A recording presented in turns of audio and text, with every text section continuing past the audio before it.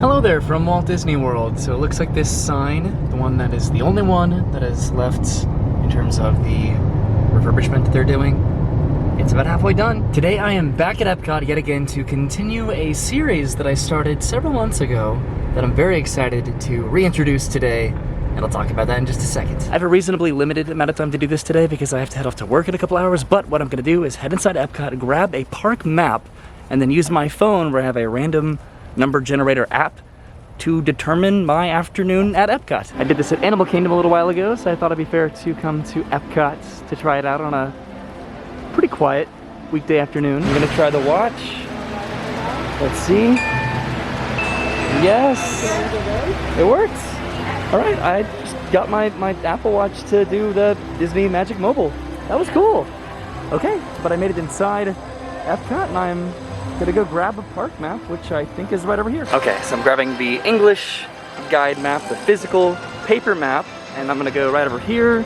And I have my random generator set up here, or I'm about to set it up, so I put in a minimum and a maximum number here in the app, depending on how many available attractions and offerings there are here at Epcot. So there are 66 different rides and experiences and places to eat and shop. So I'm gonna put in a minimum of 1 and then a maximum of 66, just like that. And I'm gonna hit generate number 7. Okay, I'm gonna go to Gateway Gifts. So that is massively convenient because Gateway Gifts is literally right here underneath Spaceship Earth.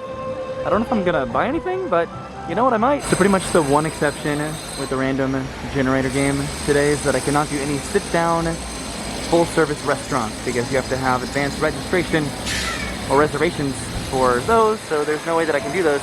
But here I am heading into Gateway Gifts, this little shop right underneath Spaceship Earth. They don't have a lot in here. It's a pretty limited store in terms of what they sell, from shirts and mini ears and hats to keychains and plushes way over there. Okay, so I've been perusing for a little bit because I think I do want to get something, and I'm over in the pin section. I've never really been a big pin collector at all, but they have these mystery boxes back over here, which I think are a lot of fun. They have Disney hugs.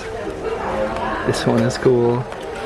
There's Happiness Is. If I can get it off of there. Yeah, I think I'm definitely gonna get myself one of these because it's really, really cool and unique for what you can get. This one's really cute. They have Disney park attractions right down here, and then specific attractions like It's a Small World. That would be cool. Okay, I think I'm gonna get one of the Disney Hugs one, and I might give it to Brennan, so I'm gonna go ahead and grab this one right here. Alright, so that is Gateway Gifts right down there, and I did end up getting the Disney Hugs pin collection, which I didn't realize, but it comes with 2 randomly selected pins. So these are the ones on the back that I can get. So I took them out. I have not looked at them yet. I did open them up, but I have not seen which ones that I got. And it looks like I got, yay! I got Mickey and Pluto. That's awesome. That's the one that's on the box. And then I also got, oh my god, I got Christopher Robin and Winnie the Pooh. Those are probably 2 of the most adorable ones in the entire set. I absolutely would have wanted those 2. Probably also Pinocchio and Geppetto, and then Dumbo and his mom, and then Baymax and Hero would have been up there too. But I got these 2, so that's so cool. Okay, so now I'm gonna get my phone out. I'll have my map here. I'm gonna go and choose the next location that I'm gonna be going. I'm gonna go and open this up. Hope it doesn't blow away in the wind. Okay, it is blowing away in the wind. All right, hold on. I can do this. All right, so I have the app right here. I'm struggling. All right, I'm hitting generate, and it's going to 34. So let's see, 34 is the La Cava del Tequila in Mexico. Oh my god. So I can already tell you that I do not plan on getting any tequila today at all because, well, I'm going to work in a couple hours, so that would not be a good idea, but I'll still head over to Mexico. I'll wait in line to get inside the pyramid and then at least go to the bar. Maybe they just have some I don't know, snacks that I could buy. I am lucking out pretty well in terms of the locations that the generator is taking me, and then I went to the shop that's right inside the entrance of Epcot. Now I'm heading to a bar that's in the very first pavilion in the World Showcase, so no complaints there. I will say this, I did not eat any food today whatsoever in hopeful anticipation of potentially going to a quick service restaurant, maybe one that I haven't been to in a while, and I would love an excuse to go to. It may not happen, but we'll see. I was hoping to ride some rides today and eat some food, but instead I'm shopping and drinking tequila. Again, not drinking tequila, especially by myself in the middle of the afternoon, but we'll see what else they have in there. I've yet to wait in this line just to get inside the pyramid, so I guess we'll see how long it takes me to get inside. It goes all the way back there. That's interesting. And it looks like the line ends all the way back by this gate next to the side of the pavilion. Wow. Okay. So it should move pretty quick if it's just the line to get inside the pyramid, right? It'll be quick, I hope. Okay, so it took me about 3 minutes or so to make it to this point, so the line's moving pretty quickly, so that's good. Okay, and about 5 minutes later, I'm heading up the steps. There's still a little bit to go, kind of wrapping around the pyramid, then a few down and backs inside, but then I'll be inside the pavilion, the pyramid, to just kind of go and explore the bar. When then I checked out the menu for La Cava del Tequila on the app, and it does not seem like there's really anything other than alcohol there, so we'll see. Okay, this is the last little section of line right inside the pyramid here, and then I think I can free roam inside the pavilion, finally. Okay, and I'm officially inside the Mexico pavilion. That was interesting, and now I get to wait in another line over here at La Cava del Tequila. Or maybe not, maybe I'll just check out the official menu right here, because it seems like the one on the app was a little bit of an abbreviated menu potentially. Okay, so it does seem like it's only going to be beverages here, I'm pretty sure.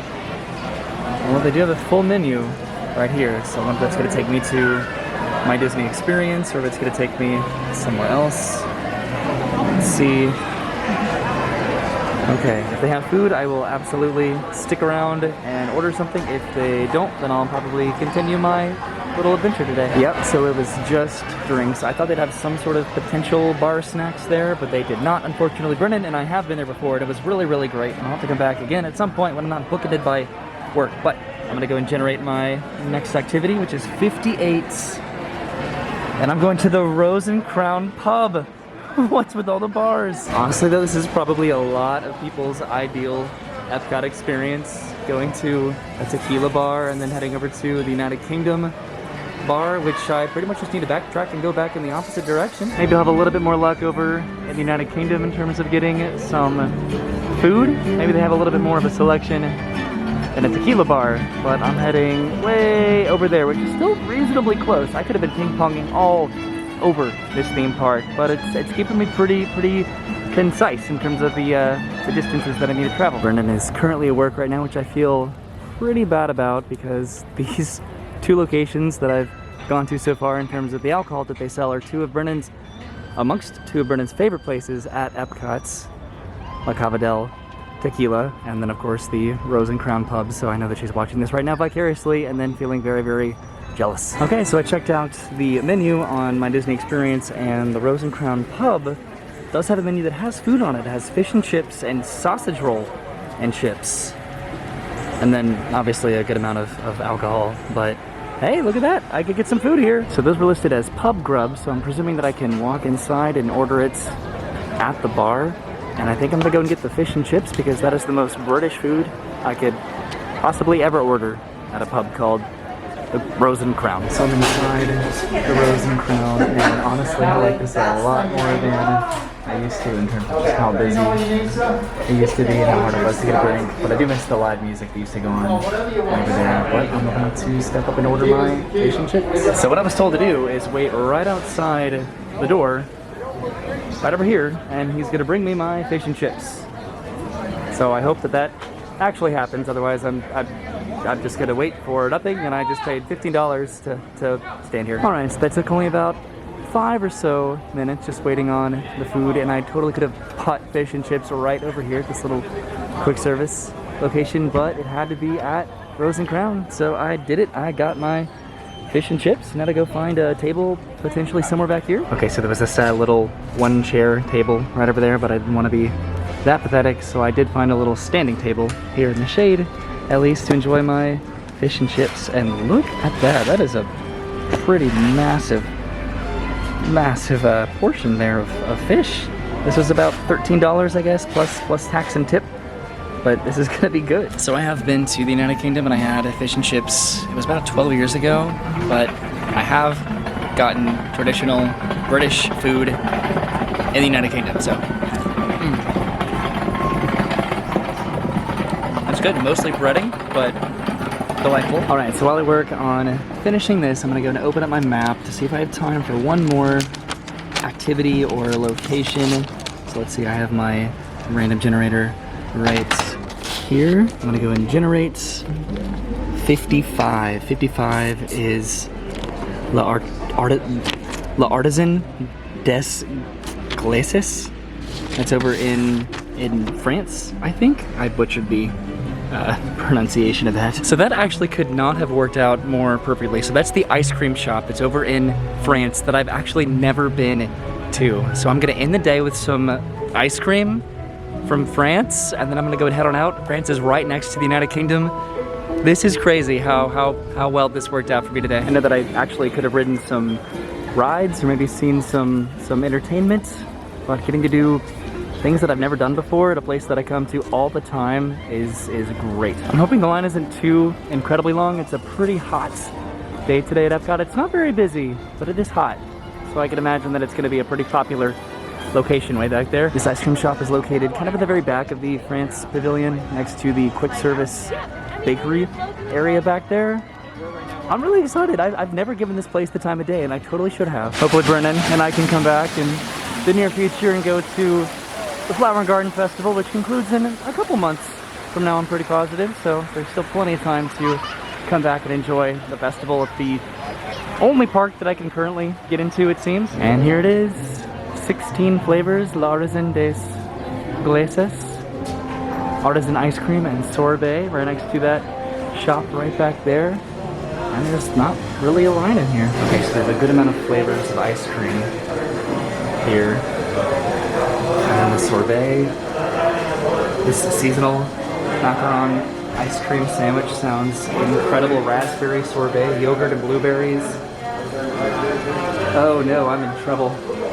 Look at this. This is so cool. I've never ever once been in here. Okay, so I went with the blueberry and yogurt ice cream. They have so many selections right there. The macaron sandwich looks really, really good, but this just sounded really, really awesome. And look at that. I went somewhere that I've never gone before. I've also never ordered food at the Rosencrown before, but I've definitely been inside of it. I'm running around to try to find a place to eat this as it melts in my hand. I'm very surprised at the lack of a line at that ice cream shop because it is pretty hot right now. It's a little overcast currently, but when the sun comes out, it is very, very hot. So I think I'm gonna go over here to this area to maybe find a quick place to eat this. This is the little area that's down by the water. There's the Rosencrown way over there.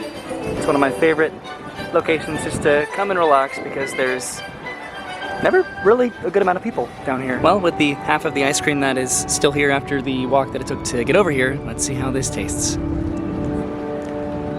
It tastes like blueberries and yogurt, and that is fantastic. This was a great way to end this, I don't want to call it a challenge, but it kind of was, where just my day was determined by a random number generator. Okay, so now I'm heading back to the front of the park to head back to my car to head off to work because I'm getting a little bit close of a time crunch here when it comes to getting to work on time, so I gotta go. Definitely a little bit sad that I didn't make it somewhat deeper into the World Showcase, but I still got to do a good amount, a lot more than I thought I'd be able to in my short amount of time today. See, today I thought I was gonna be doing rides like the Seas or like Figment or just waiting my entire duration of the time that I was here today in line for Frozen, but I think that it worked out pretty well. I would absolutely love to come back and do this again on a slightly grander scale with Brennan, potentially. I'm absolutely excited about doing this at Hollywood Studios and eventually Magic Kingdom as well. All right, so I got out to the front of Epcot pretty quickly, so I should be fine on time when it comes to getting to work. So I decided to head over to a bench right over here to finish my fish and chips that I